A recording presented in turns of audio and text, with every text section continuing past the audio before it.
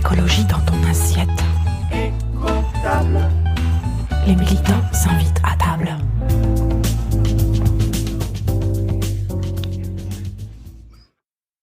Bonjour à toutes, à tous, rebonjour pour ceux qui nous suivent depuis tout à l'heure.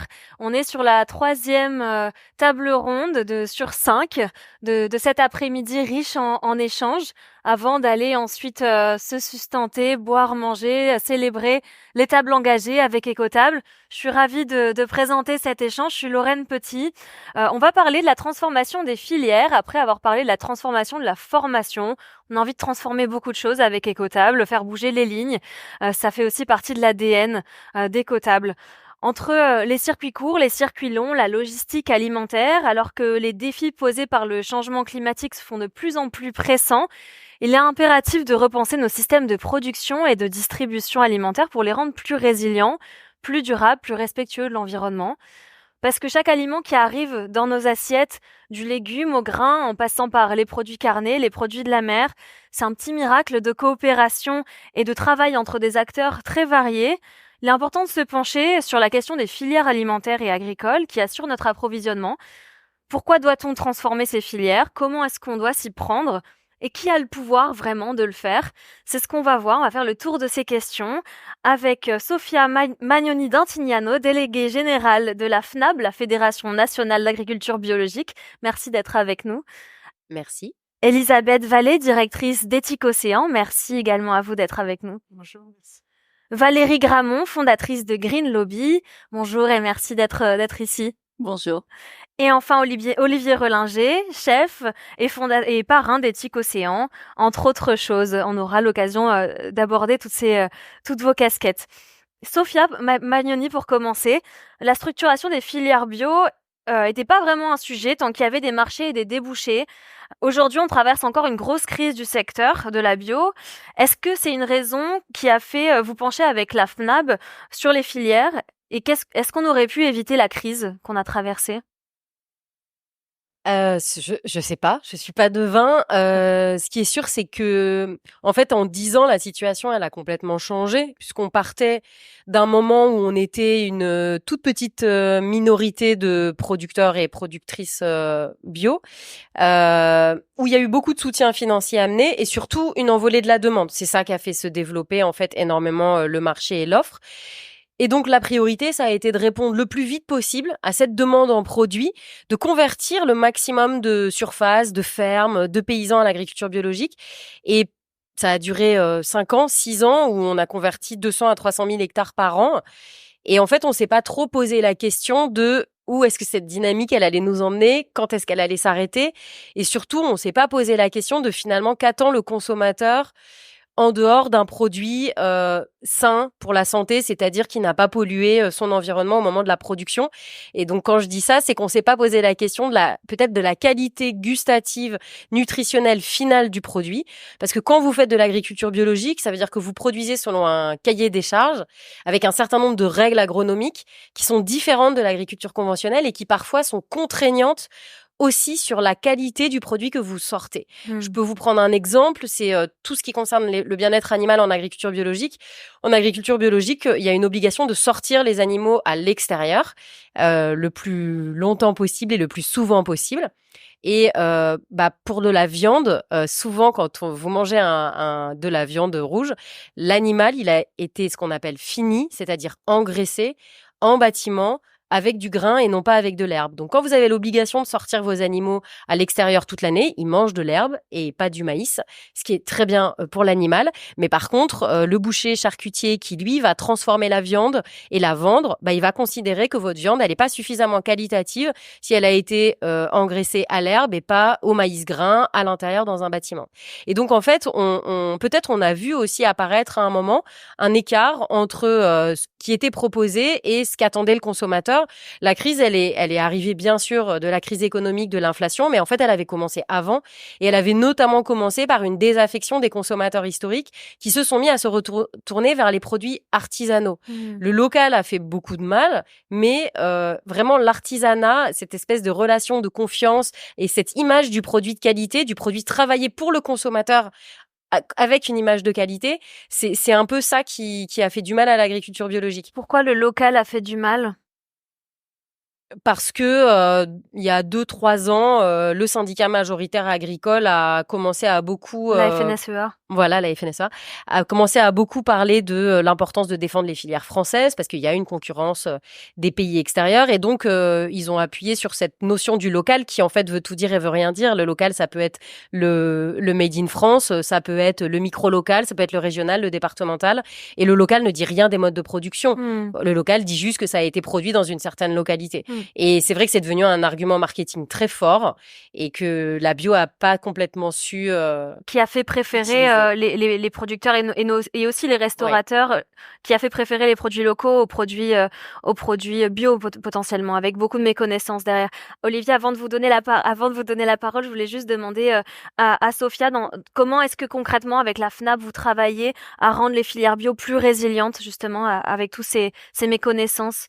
Je pense qu'on n'est pas au bout du chemin, mais là, on commence à se dire que dans les 5 prochaines années, au lieu juste de vouloir convertir le maximum de fermes et de surfaces, il va falloir travailler sur ce qu'on appelle l'aval, c'est-à-dire la collecte, la transformation, enfin le stockage, la transformation, mais aussi sur que veut le consommateur, quelles sont les attentes du marché et comment on crée cette adéquation entre les exigences du cahier des charges bio et le besoin et les envies du consommateur. Et on n'a pas suffisamment travaillé là-dessus. Donc nous, on commence à s'intéresser à ces sujets-là, on monte des projets en espérant que quand tout ça se sera tassé, quand la crise sera derrière nous et que la croissance recommencera, on sera un peu plus préparé et on évitera ce genre d'à-coups qui quand même sont un gros risque. Une fois que dans les campagnes, le bruit s'est répandu que finalement, quand on produit de la qualité, en fait, on s'en sort pas mieux que quand on produit pas de la qualité. Pour revenir en arrière, c'est compliqué. Olivier Rollinger voulait rebondir? Oui, je sais bien que vous m'avez. D'abord, bonjour à toutes et à tous. Merci pour cette invitation. D'abord, je salue le plateau parce que tout à l'heure j'étais un petit peu choqué par rapport à la formation dans les restaurants, pour la restauration, et il y avait que des hommes. C'était la seule table ronde. Vous m'envoyez ravi. Et vous lui êtes garante de ça. Pour répondre à cette question, même si au départ vous m'invitez pour Éthique Océan, moi j'ai un petit point de vue sur le bio. Regardez bien. J'ai un petit point de vue sur le bio. En 1982, lorsque j'ai ouvert mon restaurant, une table d'hôtes, on allait sur le marché des Lys à Rennes, et là il y avait 3-4 fournisseurs un peu baba, fumeurs de pétards, les pupilles bien délatées, tout ça qu'on allait voir. Moi je connaissais pas, ils m'ont fait tout découvrir, ces gens-là. Et c'est marrant parce qu'en 1982, c'était des parias, fallait vraiment les chasser, les mettre de côté. Or aujourd'hui, tout le monde s'aperçoit qu'ils avaient raison avant tous les autres. De fumer des pétards? Peut-être pas, quoique, mais je veux dire que ce que je trouve déplorable, c'est que si aujourd'hui le bio est en difficulté, c'est surtout parce que le contrat de confiance que ces hommes et ces femmes avaient réussi à impliquer depuis des années avec pas un sou d'argent public pendant des années, ce contrat de confiance a été brisé par les marchands. Je m'explique. Aujourd'hui, quand on voit Leclerc bio, on peut se demander demain si on va pas avoir Monsanto bio. Et effectivement, comment voulez-vous? Et en même temps, évidemment, il y a le local, il y a tout ce que vous avez présenté. Mais n'oubliez pas qu'ils ont créé aussi HVE. Valeur environnementale. Haute valeur environnementale, qui est une imposture, quoi, qui est une farce. Hein, et évidemment, le producteur bio. Et puis, il y a une autre chose. C'est que le bio, c'est un état d'esprit. Celui qui produisait du bio, c'était un état d'esprit. C'est un respect du vivant et de la nature. C'était pas pour que son fils ou son petit-fils ou ses petits-enfants contractent un cancer dans 10 ou 20 ans suite à un cocktail de pesticides. C'est-à-dire qu'il n'y avait pas une dimension égoïste. C'était beaucoup plus holistique, la dimension du bio à ses débuts.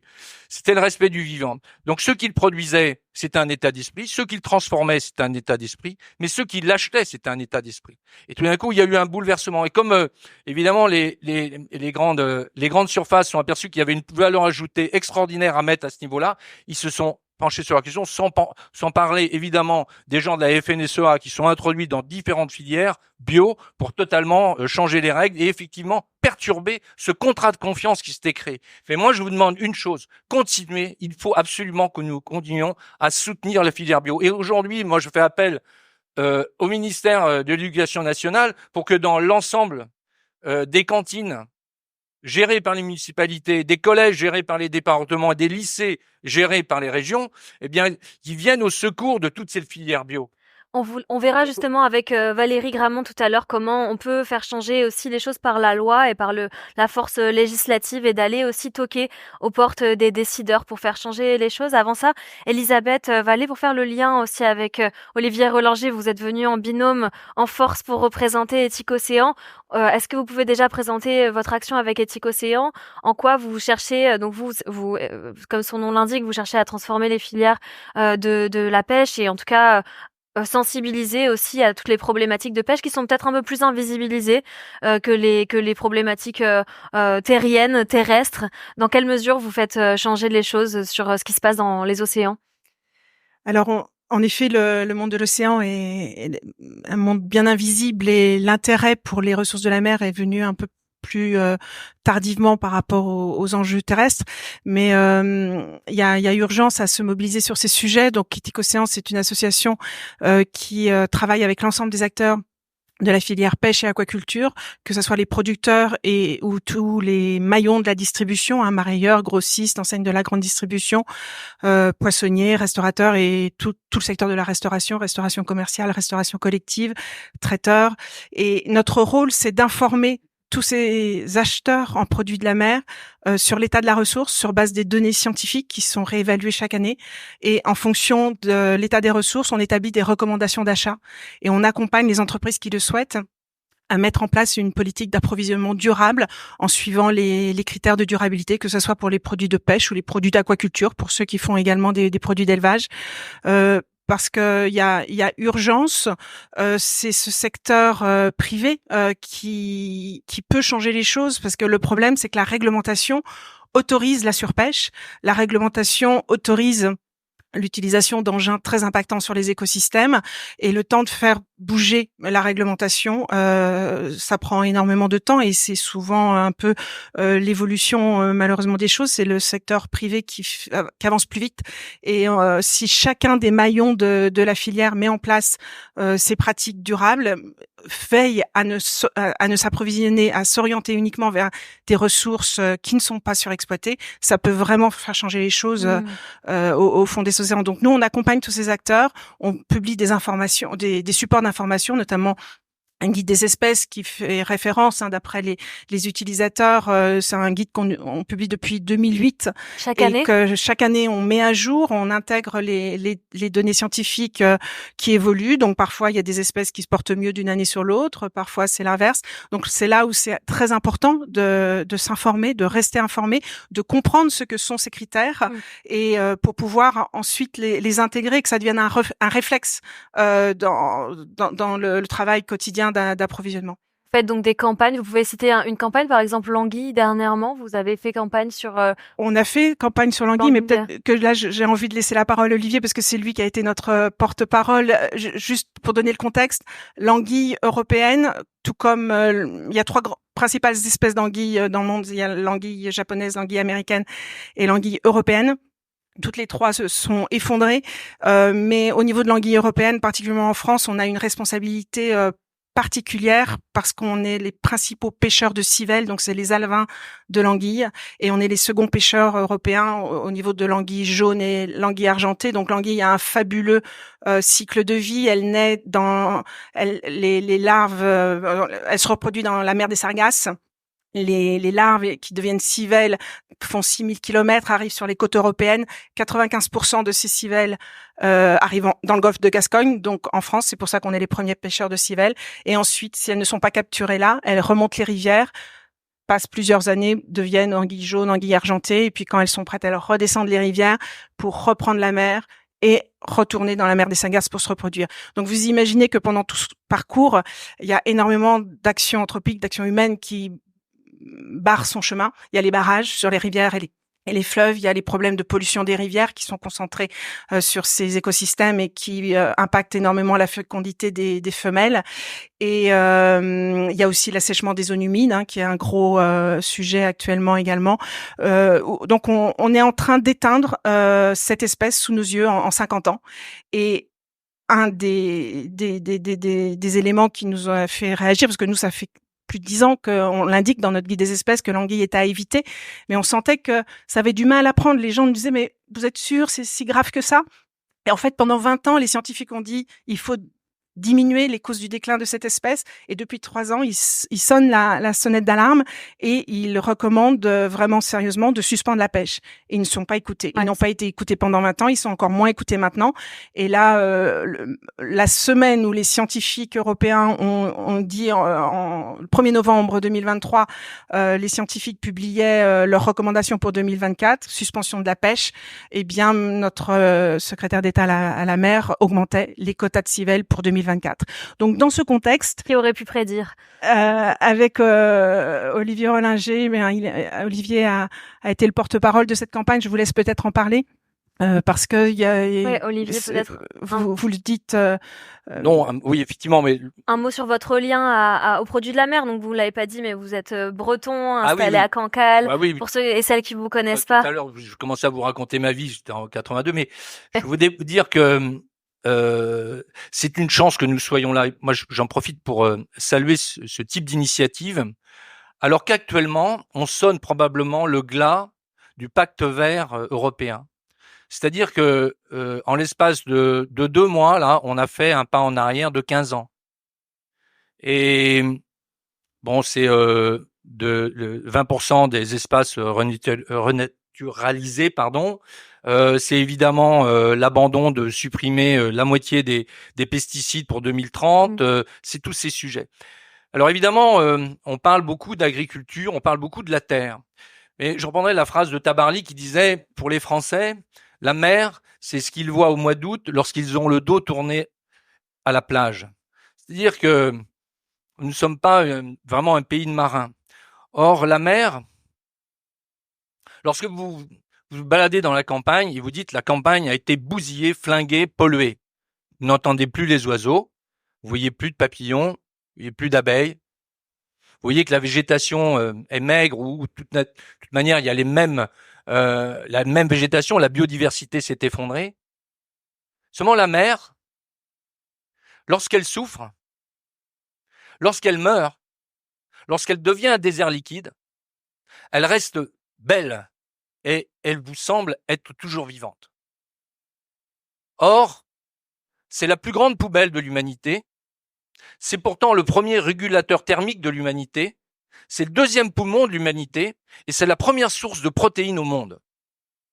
Je ne parlerai pas de sujets que je ne connais pas sur l'acidification de l'océan. Enfin, je connais moins. Puis il y a mon ami Christophe qui est par là, qui pourrait vous en parler 100 fois mieux que moi.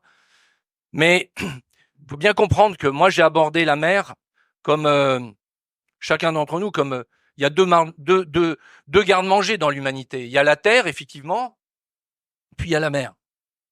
Et ce garde-manger est en danger, effectivement, pour toutes ces raisons. Et une des raisons principales, c'est il y a évidemment la pollution, il y a évidemment l'acidification des océans, il y a évidemment la pollution, il y a évidemment les aménagements du territoire, enfin des zones côtières, mais il y a aussi malheureusement et terriblement la surpêche et la pêche industrielle. Et lorsque je nais au milieu des pêcheurs à Cancale, il y avait à peu près une quarantaine de petits chalutiers qui étaient là, de petits bateaux de pêche. Aujourd'hui, il y en a 2, 3. C'est pas eux qui ont vidé l'océan. Donc, qu'est-ce qui s'est passé? Et c'est là où je me suis rapproché de scientifiques, d'hommes comme Gilles Boeuf, comme Christophe Lavelle, comme Philippe Curie, parce que, comme dit Gilles Boeuf, lorsqu'on se rapproche des scientifiques, les scientifiques, c'est pas une idée, c'est pas des écolos farfelus comme certains me traitent parfois. C'est-à-dire que ils sont avant tout, c'est pas une opinion, la science. Ce sont des faits. Le problème, c'est que les politiques n'écoutent pas les faits, puisqu'ils ne répondent qu'à des rapports de force. Et le rapport de force, justement, c'est vous. C'est nous qui sommes le rapport de force par rapport à ces urgences, par rapport à l'océan. Olivier, est-ce que vous avez l'impression que les chefs ont suffisamment conscience de la précarité des écosystèmes marins et le prennent en compte dans leur création de menus? Mais les chefs, pas plus et pas moins que les autres par rapport à la protection de l'océan.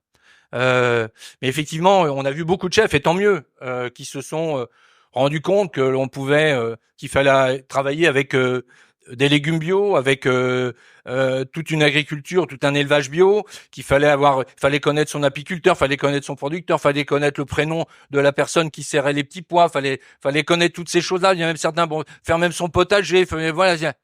Par contre, la mer, vous leur demandez, ah mais la mer, là, t'as fait venir du rouget, t'as fait venir un turbo, t'as fait venir une sole, alors là, puis alors plus on s'éloigne de la mer, alors là, plus c'est le vide. Sans parler, on parlait des professeurs, mais même au niveau de la formation, il n'y a aucune formation à ce niveau-là. Or, et je vais poser la question, alors soyez pas surpris, ça va tomber sur quelqu'un d'entre vous, je vais vous poser simplement une question, parce que vous êtes tous des gens avertis, parce que là on est dans un entre-soi. Si vous êtes là, c'est que vous êtes sensibilisés à tous l'ensemble de ces sujets. Donc vous n'avez rien à apprendre, on se conforte les uns les autres, on a l'impression d'être moins seul, tout simplement. On aura aussi des auditeurs après avec le podcast qui pourront peut-être mais là, il faut aller à la fête de l'UMA, il faut parler sur RTL, il faut même envahir, boycotter Europe 1. Enfin oui, il faut se bouger, quoi. Hein. Eh bien, moi, la question que vous vouliez poser à quelqu'un dans le public. La question que je voulais poser, oui. Je me posais la question que vous m'aviez posée. Non. Alors, la question, c'est... oui, on est là pour rigoler, parce que avant tout, c'est du plaisir, quoi. Hein. Là bon. Et la question, c'est... Vous rigolez plus. Vous avez une jeune femme avec un pull rose. Qu'est-ce qu'un poisson durable? Non, mais je vais pas vous. Non, mais beaucoup de gens ne savent pas ce qu'est un poisson durable. Un poisson durable, le poisson, c'est dans l'eau, on le pêche, on le prend, il est durable, pas durable. Alors si vous dites, tiens, le poisson est un gibier marin. Ah oui, il y a de moins en moins de lièvres, il y a moins en moins de bécasses, il y a de moins en moins de chevreuils, il y a de moins en moins de pandas. Tout à l'heure, quand Elisabeth parlait de l'anguille, mangeriez-vous du panda? Non, ça me dit rien de manger du panda, c'est une horreur de manger du panda. Et pourtant, l'anguille est plus en danger d'extinction que le panda. Vous voyez? Bon. Mais qu'est-ce qu'un poisson durable? Vous pouvez demander ça à l'ensemble de cuisiniers les plus illustres, 3, 2 étoiles, les 50 best, tout ce que vous voulez, et beaucoup de professeurs, ils savent pas vous répondre. C'est plus opaque que le reste des produits. C'est loin, c'est au fond de l'eau, c'est froid, ces trucs. Voilà, donc c'est compliqué. Eh bien, moi, je vais vous expliquer, c'est très simple. Lorsque vous passez commande, parce que je suis sûr, parce que là, c'est là où vous pouvez changer les choses, parce que vous êtes prescripteur, c'est là où on change les choses. C'est vous qui commandez, c'est vous qui demandez.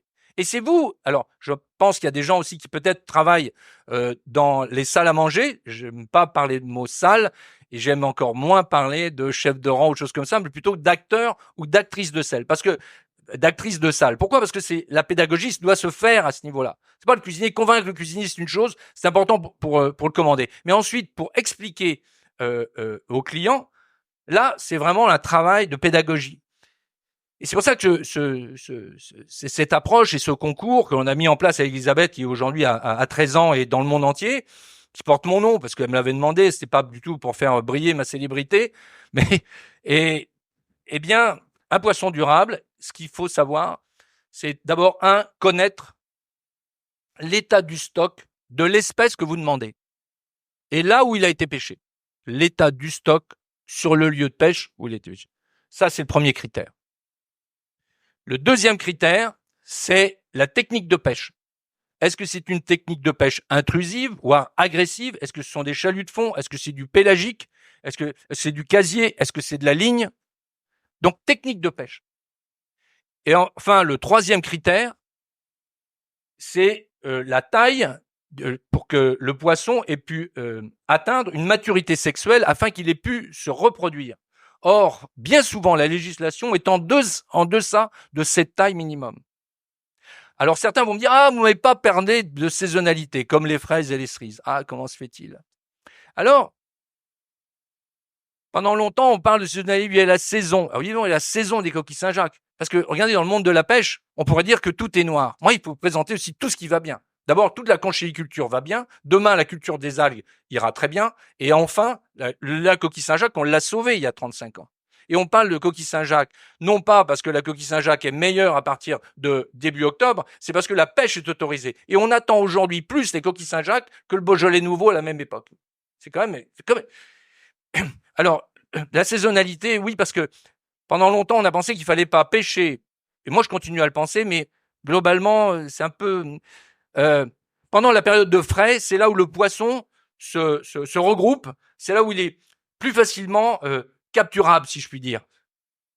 Et donc, on considère que pendant cette période de frai, il faut pas le pêcher. Et puis, certains scientifiques disent, écoutez, à partir du moment où le poisson, l'état du stock est en bon état, on peut quand même continuer le pêcher à ce moment-là. Parce que sans quoi, on peut pas le prendre à d'autres périodes, les pêcheurs ne peuvent pas. Et il faut jamais oublier, et je vais terminer, parce que lorsque l'on évoque éthique océan, et d'ailleurs, je vous invite à tout de suite vous brancher sur votre appli et brancher appli océan et ne me dites pas ensuite ce qu'est vous ne savez pas ce que c'est qu'un poisson durable. Eh bien, vous verrez que cette approche de la mer et de l'océan donne du sens avant tout à votre vie, parce que nous-mêmes, lorsque vous avez une larme de chagrin ou de joie, eh bien, c'est une goutte d'eau de mer qui coule sur vos joues. C'est beau, Olivier Rollinger. Merci pour cette poésie. On peut retrouver évidemment toutes ces informations sur le site d'Éthique Océan. C'est un excellent guide pour les cuisiniers, les cuisinières, les personnes qui ont à faire des commandes dans le milieu de la restauration et qui cherchent une boussole. C'est une bonne boussole pour le milieu. Valérie Gramont, je voulais vous donner la parole.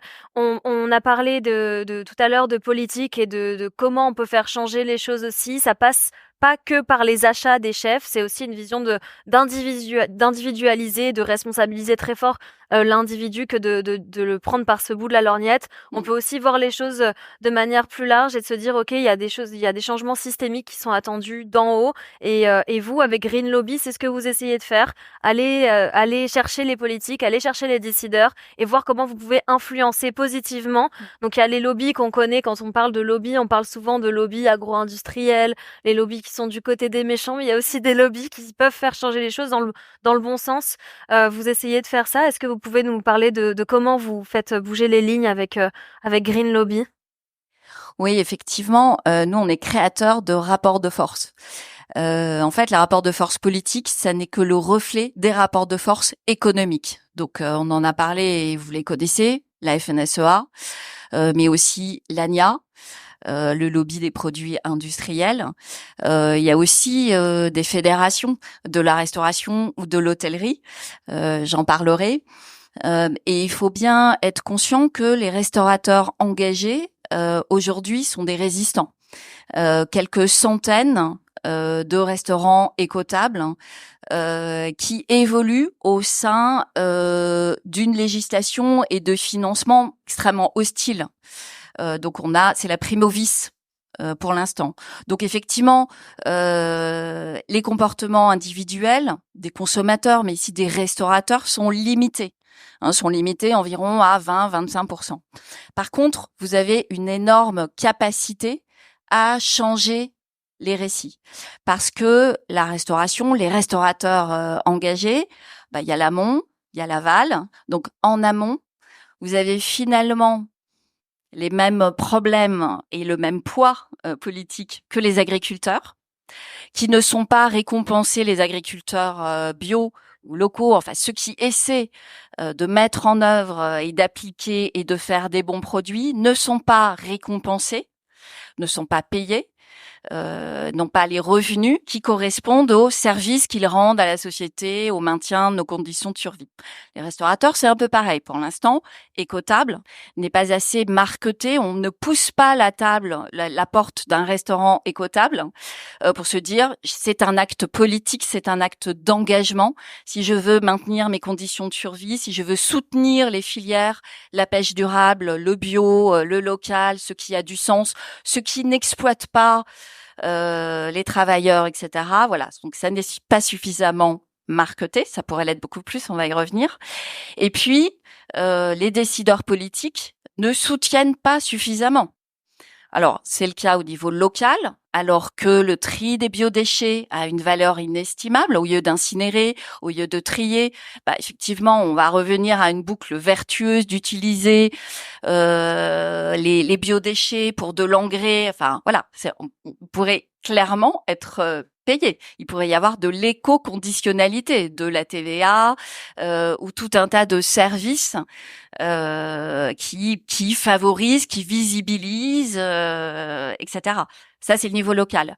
À l'échelon national, il est vrai que la restauration commerciale est pour l'instant assez peu, et la restauration commerciale engagée est assez peu visible, ne s'est pas structurée, ni en syndicat, ni même en collectif. Enfin, si, en collectif, écotable, et cette journée le prouve.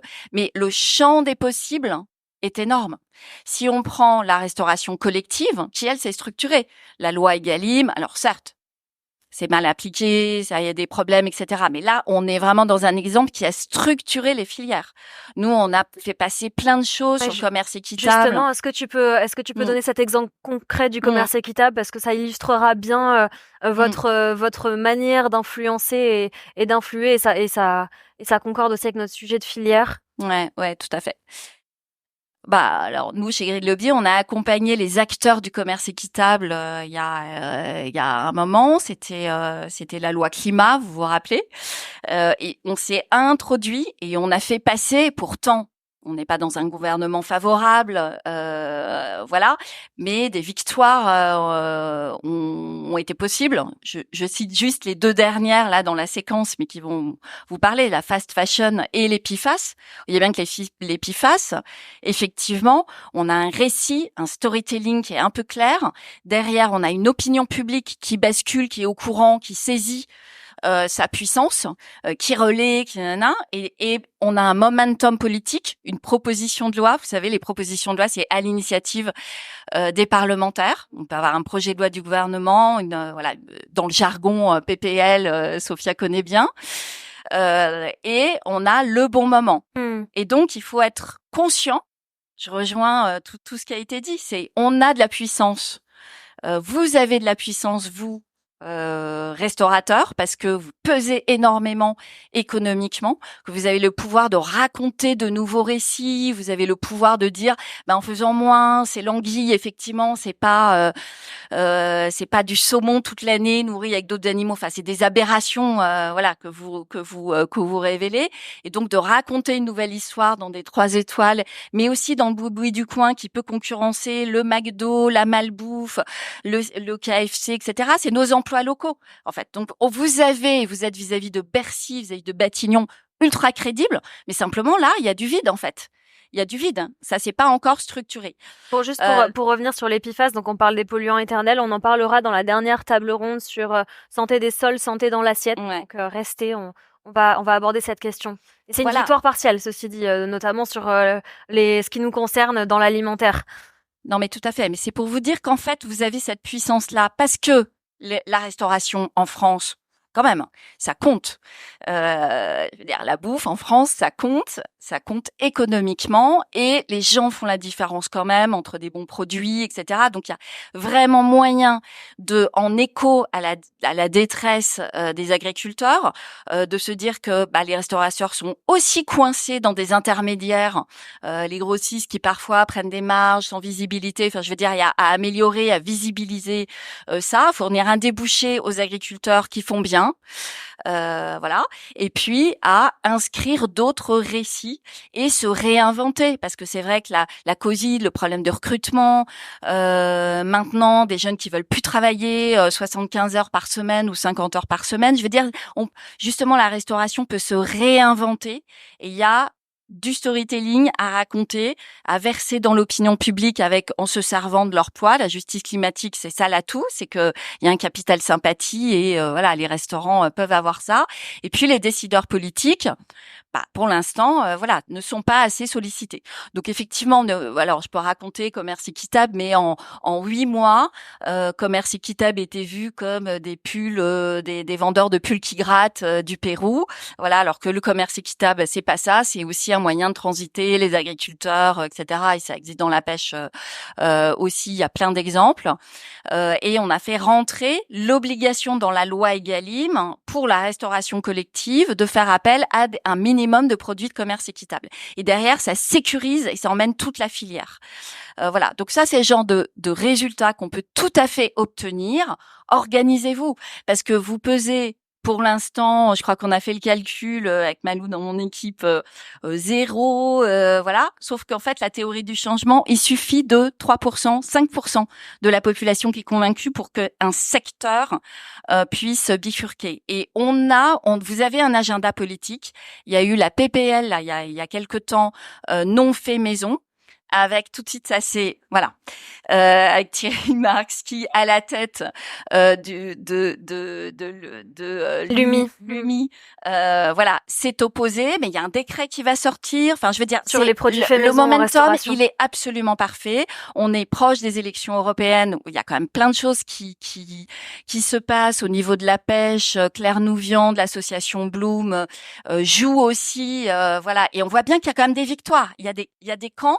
On peut mettre le pied dans la porte, s'incruster, être là, avoir des victoires, même dans un environnement gouvernemental où on a l'impression de pas être entendu, et c'est vrai. Hein, mais quand on se structure, Et pour finir, quand faut s'occuper de politique, sinon c'est la politique qui s'occupe de toi, et on a tout à perdre, et vous avez tout à gagner à vous structurer et à vous organiser.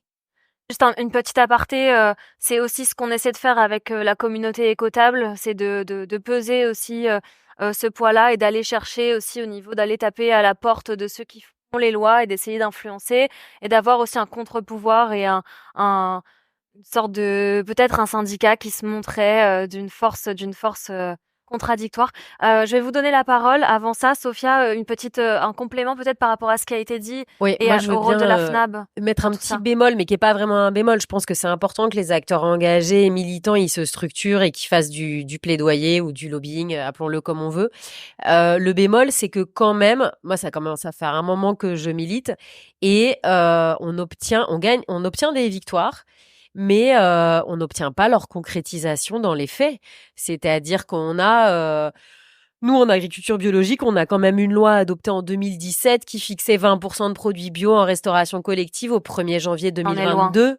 Non seulement on est loin de l'objectif, mais on est loin même de savoir où on en est de l'objectif. C'est-à-dire que pire qu'on n'a pas atteint l'objectif, on n'a même pas mis les outils qui nous permettraient de savoir où on en est. On n'oblige même pas les collectivités à nous dire combien, en fait, quelle est leur traçabilité des produits qu'elles utilisent et J'avais lu 6%, non, quelque part. mais c'est une estimation, c'est une évaluation parce qu'en fait, les collectivités ne déclarent pas et elles ne sont même pas obligées de déclarer. On est rentré dans une ère, nous, on a des discussions un peu hallucinantes quand même avec les pouvoirs publics. Il y a cette peur de la contrainte, la fameuse écologie punitive, et on peut remercier la droite comme la gauche quand même, c'est vrai plus la droite, de nous avoir beaucoup stigmatisés et d'avoir beaucoup fait rentrer cette espèce de mantra de il faut inciter, donner envie, il faut donner envie absolument, il faut être sexy et il faut pas venir avec le bâton en permanence.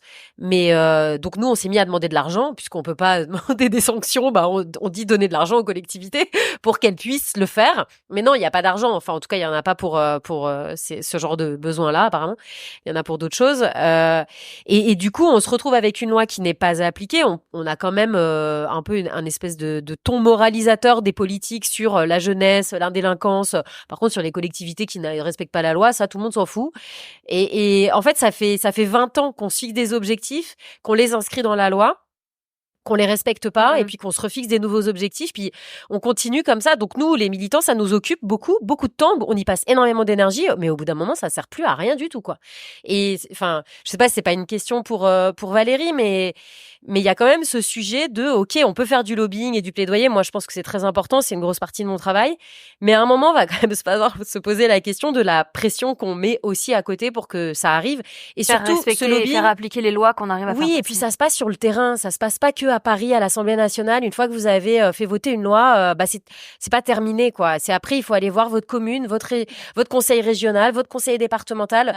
Ouais. Le biais du local, il est aussi venu d'eux. C'est-à-dire que moi, quand je me déplace sur le terrain et que je leur demande où ils en sont des objectifs de la loi Egalim, ils me répondent Bah, on a 40% de local, on a monté une plateforme. Bah oui, mais c'est pas dans la loi Egalim.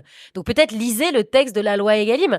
Et le ministre de l'Agriculture, ils ont lancé leur espèce de journée sur, je sais même plus comment elle s'appelait d'ailleurs, enfin sur l'alimentation. Ça fait 2 ans qu'on l'attendait. Ils parlent d'Egalim et ils n'ont parlé que du local.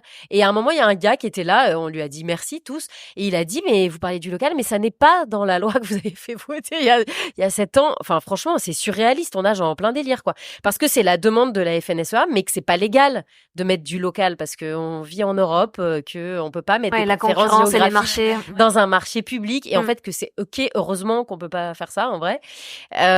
Donc voilà, on marche un Ouais. peu en plein délire et après je voulais répondre un peu à Olivier. Je comprends la logique du fumeur de pétard à l'industriel. Moi, je Est-ce que travaille c'est le pour même des qui fumeurs de pétard. qui mettait les pulls qui grattent du commerce équitable ou Oui, pas? exactement, ils ont les deux. Le fumeur de pétard, c'est un visionnaire, faut pas trop dire ça, mais voilà, c'est un innovateur. Il crée quelque chose, mais par contre, il fera jamais la masse. Et quand même, on vit dans un monde, on est en train de dire de la 6e extinction de masse pour le coup, et on a besoin que l'agriculture elle change vraiment. Et donc, on a besoin que tous les consommateurs ils aillent vers ça, et on a besoin que tous les agriculteurs et donc que tous les industriels. Et oui, ça passe par Leclerc, ça passe par Carrefour. Donc, ils ont contribué à casser le marché. Ils sont pas les seuls. Les coopératives conventionnelles qui sont arrivées en doublant les volumes sur une seule production, bah, ils ont contribué à casser le marché. C'est clair. Mais il y a quand même cet enjeu d'aller chercher des gens qui sont pas ici, certainement, et qui sont pas comme nous, et accepter que il y a des gens qui vont faire 10 hectares de persil. Et franchement, 10 hectares de persil, c'est énorme.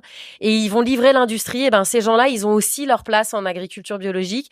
Et voilà. Et le consommateur de chez Carrefour, et ben, il a aussi le droit de pouvoir trouver des produits bio de qualité. Maintenant, comment on crée une offre cohérente où les gens ils ont leur cerveau il vrille un peu quand on leur dit bah c'est bio, ça vient d'Espagne, c'est suremballé et je l'achète chez Carrefour. Ouais, c'est plus très bio finalement à la fin. Donc il faut qu'on arrive à recréer de la cohérence. En fait, c'est ce que tu disais tout à l'heure, c'est recréer de la confiance quoi. Valérie, avant de te redonner la parole, je voulais peut-être qu'on fasse circuler un micro. Est-ce que vous avez des commentaires, une question, un complément? Un sage pour cette table ronde. Et bah, continuons. Tu avais quelque chose, tu voulais rebondir à ce que disait Oui, Sophia? bah évidemment, hein, Sophia. Moi, il y a un jour sur 2 où je suis complètement éco-anxieuse, où je me dis c'est pas possible. La DGCCRF, donc devrait surveiller l'application. Être derrière chaque restaurateur ou même chaque collectivité. Les biodéchets, c'est maintenant interdit de les jeter, de les incinérer. Fort heureusement, c'est absolument pas appliqué. Et du coup, il y a de la prime au vice et les comportements vertueux, sont pas récompensés. Donc effectivement, c'est un gros sujet. Nous, on travaille à 50% maintenant à l'échelon local, c'est-à-dire à aider les assos, les patrons de PME qui essaient de faire bien et les collectifs pour qui vendent plus, qui se marketent plus, qu'ils aillent voir les élus locaux qui touchent de l'argent de l'Europe qui retombe à l'échelon local, etc. Et mais il n'empêche que quand même par rapport à, c'est mieux d'avoir une loi Egalim et après de l'appliquer. Problème de riche, mais ça ne suffit pas. Et en fait, ça ne changera encore une fois que si on ne lâche jamais les élus. Et moi, j'ai travaillé pendant des années, donc moi j'ai travaillé au Parlement, au gouvernement, à l'échelon européen, à l'échelon local, dans le privé aussi. Dans le privé et en ONG. Donc il y avait une sorte de 360 et tout sur la transition écologique et sociale.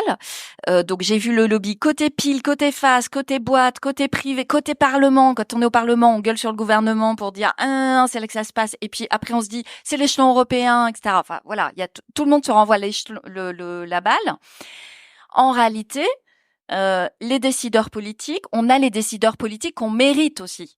Voilà, donc ne désertons pas. Et pourtant, ils m'énervent et on a très régulièrement des discussions avec Sophia et plein d'autres où ils nous énervent, mais ils ont la force. Il faut leur donner de la force à ceux qui, quand même, ils sont pas tous à mettre dans le même panier. Je veux dire aussi, et bâchons les autres. Faisons du désertons name and pas. shame sur ceux qui, ont des discours très conservateurs et des actions très conservateurs et font du greenwashing. Et puis ceux qui se mouillent un tout petit peu, mais qui ont besoin en fait de force.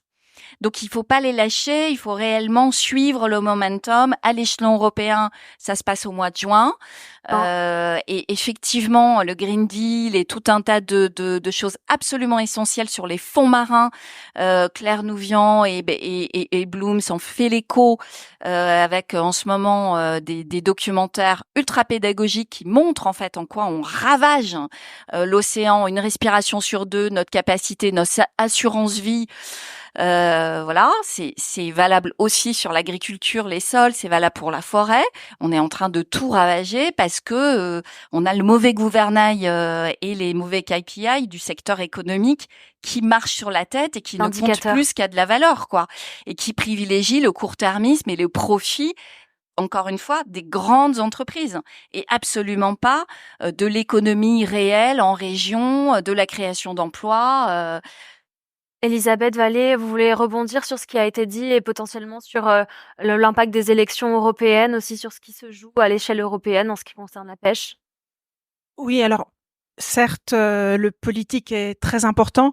Il y a des ONG, vous le citiez, comme Bloom, qui va au front, c'est le cas de le dire, que ce soit au niveau national, au niveau européen, et qui le font très bien avec d'autres ONG.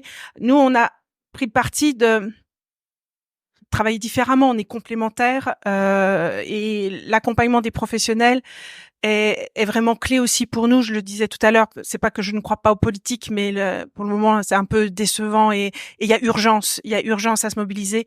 Et certes, voilà, il faut se mobiliser au niveau politique, ça c'est indéniable, mais concrètement sur le terrain, je pense qu'on peut avoir des actions plus rapides et l'engagement que les restaurateurs ont sur ces sujets le montre.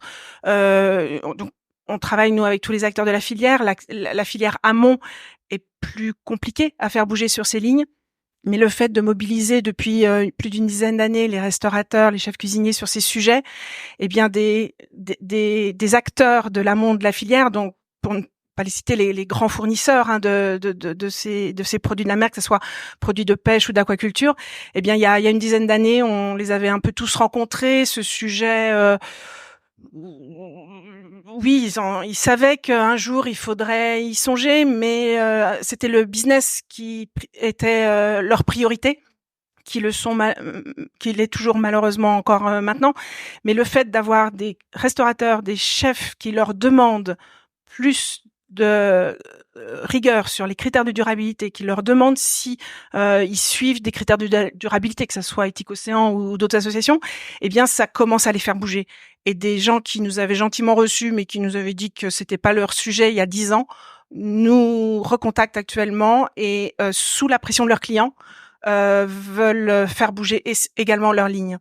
Donc ça va prendre aussi un peu de temps, mais ça montre le poids que les restaurateurs ont, et c'est là où nous on a beaucoup d'actions avec le secteur de la restauration qui est vraiment un maillon clé. Ils peuvent influencer, vous pouvez influencer tout l'amont d'une filière de par vos critères d'achat, et vous influencez bien évidemment vos convives, vos clients. La pierre angulaire. Exactement. Olivier Rollinger, le mot de la fin. Oui, non, mais pour en complément de ce que Elisabeth vous présente, il y a le fait que dans tout cet univers, en tous les cas, de la mer et de la pêche, de se nourrir de l'océan, il y a une espèce qui est aussi terriblement en danger, qu'on doit absolument pas oublier, qui fait partie de l'univers du vivant. Ce sont les pêcheurs et les pêcheuses. Et parfois, on a le sentiment, et c'est très bien qu'il y ait des ONG qui pointent du doigt, comme disant que il faut arrêter de pêcher, tout ce qu'on prend dans la mer, c'est voler l'océan, toutes ces choses-là. C'est très bien, mais ça suffit pas, parce qu'il y a des hommes, il y a des femmes, il y a des familles. Et lorsqu'on est en Bretagne, lorsqu'on est en Normandie, avec Elisabeth, avec Éthique Océan, nous, ce que l'on tente de faire, c'est d'être évidemment un pont entre ceux qui pêchent, et finalement, ils pêchent ce que la majorité de la population demande, et bien souvent, ils rejettent à l'eau des poissons qui ne sont pas ce qu'on appelle méconnus. Enfin, je parle du taco, je parle de la vieille, je parle même du merlan que l'on voit, le merlu pardon, que l'on voit assez peu sur les cartes. Et et on doit évidemment être à l'écoute de ces professionnels, de ces gens qui, parce que je sais pas si vous êtes déjà allé faire une nuit en mer de pêche, et vous dire que faut y aller quand même, hein. Et il faut aussi respecter totalement l'ensemble de cette population. Et puis nous, c'est sensibiliser évidemment le grand public via, à la limite, les cuisiniers, les cuisinières, du plus haut niveau, du 3 étoiles au food truck, en passant presque par la crêperie. Vous voyez, c'est ça l'idée. Et c'est surtout pas de pointer du doigt. Et on y arrive parce que par exemple les pêcheurs de Normandie sont remarquables. Enfin vraiment il y a vraiment et on crée une véritable communauté, une spirale qui c'est pour ça que dire que tout en avant. Mais je crois que il faut qu'on arrête aussi les uns les autres de se taper dessus, de pointer du doigt en disant lui c'est un ceci cela. Je crois qu'il faut savoir aussi, je crois que c'est ce que vous évoquiez tout à l'heure. Même moi si j'ai un peu de mal à tendre la main à l'agro-business parce que je pense qu'avant tout et parce que tout à l'heure vous parlez de grinologie, comme on fait appel aujourd'hui à des grinologues, je veux dire si McDonald's est devenu vert, moi je connais la personne qui l'a colorié en vert, je veux dire qu'il il est pas là aujourd'hui, hein, il s'en fout pas mal de la planète et du vivant. Donc c'est cette et puis tout à l'heure vous parliez de politique. Moi je pense qu'on disait tout à l'heure il faut présenter les restaurateurs et les restauratrices qui sont pas vertueuses et qui traitent mal leur personnel. J'ai une personne qui a dit très justement il faut surtout mettre en valeur ceux qui traitent bien l'ensemble de leur personnel et simplement de photographier, de savoir quel est le menu pendant le mois à l'ensemble de ces équipes et quelle est la qualité de la chambre des stagiaires. Ça suffit là déjà vous donner là pour la qualité d'une maison. Mais aussi il faut présenter aussi les politiques qui font un super job. Moi, il y a un homme, il a un prénom prédestiné, si je puis dire. Il s'appelle Germinal Perrault. C'est le président du conseil. Je vais pas faire, c'est la Dordogne, c'est pas mon coin. J'aimerais bien qu'il soit en Bretagne, je peux vous dire, hein, parce que nous, on a du boulot aussi. Hein. Et eh bien, il s'appelle Germinal Perrault. Lui, son programme politique, c'est de rendre 100% des cantines, des collèges de son département, 100% fait maison, 100% local, 100% bio. Il y arrive à moins cher que s'il travaillait avec Sodexo auparavant. Quand même pas mal. Mais on a dit, ah bah oui, mais ça, la Dordogne, c'est un pays de cocaïne, tout ça c'est facile là-bas, avec les producteurs, là c'est facile. À Romainville, pas très loin déjà, là. Romainville, là c'est déjà plus costaud. Le maire de Romainville, il a dit, c'était dans son programme, il l'a passé. Eh bien, l'argentier qui était là, qui était le permanent de la municipalité, à Romainville, a dit, voilà, qui était pas du tout convaincu, lui. Il dit, et en plus, ça coûte 1 euro de moins par repas pour enfants. Alors, est-ce que, parce qu'on parle là de bistronomie, mais le sujet, aujourd'hui, moi, essentiel aujourd'hui, je pense que c'est de sensibiliser tous les politiques. De leur dire, si vous voulez être élu, et si vous voulez que les parents et les grands-parents votent pour vous, parce que les enfants ne peuvent pas encore voter, d'ailleurs on peut se poser la question, les parents pourraient pas avoir un droit de vote supplémentaire, nombre d'enfants, c'est un autre sujet, mais non, pourquoi pas, parce que finalement il y a de plus en plus de gars de mon âge, donc oui, donc et finalement c'est l'avenir, c'est du court terme, hein, c'est 10 ans après on s'en fout, donc évidemment la planète, eh bien on pourrait imaginer, le pays des droits de l'homme. On parle des Jeux Olympiques. On devrait être aussi le pays du droit du bien manger pour tous et pas réservé comme un privilège pour quelques-uns. Et ça se passe dans les cantines des maternelles, dans les collèges, dans les lycées, dans les universités. Ça, je me demande pourquoi la presse qui s'intéresse au dernier bistrot qui vient d'ouvrir dans le Marais, dans le machin, le province, d'aller dans le truc, s'occupe pas. Et pourquoi vous n'allez pas, vous les journalistes, dans les cantines en disant est-ce que je peux m'installer, puis voilà, je vais payer, et là, je vais pas perturber la vie des enfants. Je me mets à côté, juste manger, et je vais pouvoir parler peut-être à la personne qui produit. Et là encore, pas pour surtout pas pour taper sur ces hommes et ces femmes qui tentent de faire bien à manger pour ces enfants avec les peu de moyens dont ils disposent et en les ayant totalement démobilisés. Mais ça, c'est un vrai sujet politique. Le bien manger pour les enfants, pour les petites Françaises et les petits Français. Je veux dire que ça, c'est parce qu'à Romainville, je peux vous dire que pour nous, c'est un succès, c'est immense parce que Parce que en plus, c'est que tout le monde retrouve la banane, quoi. Hein. Bah voilà, Olivier Rollinger, ce sera le mot de la fin, retrouver la banane.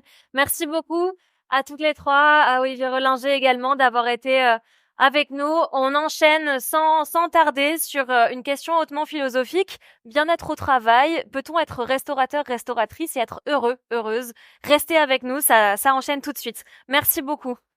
Éco-table, L'écologie dans ton assiette. Merci. éco-table.